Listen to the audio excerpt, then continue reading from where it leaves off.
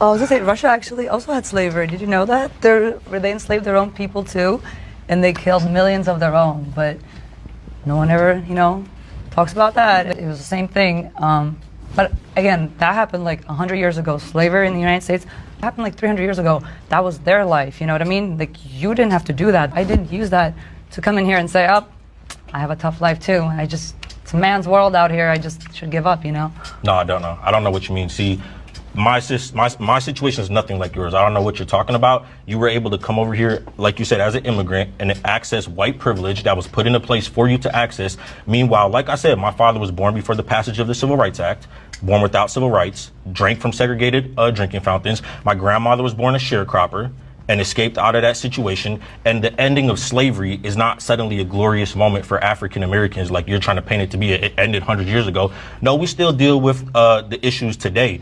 So I don't know what you're talking about. I dealt with racism in my own life. I walk down Los Feliz, I get arrested for the color of my skin, stopped, detained, questioned, profiled, even held in jail without being convicted of a crime. I have no clue what you're talking about. Okay. You speaking on Africans and African Americans and our experience and trying to compare it to Russians, I have no idea what you're talking about. Salute to that brother for pushing back on that false equivalency nonsense. This idea that all slavery is equal is false. Chattel slavery experienced here in the United States was unique in many ways.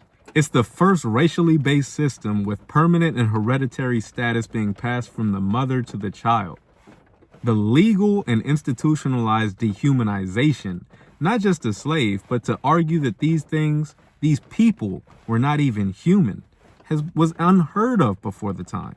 Not only that, but you don't see a lot of foundational Black Americans moving to Russia or Africa or any other country and telling the indigenous populations there that they shouldn't be fighting for the justice that they deserve.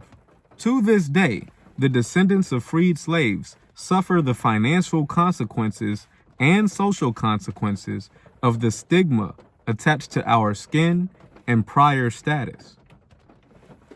Whereas if you go to Russia, you can't point out who came from slaves and who came from slave owners.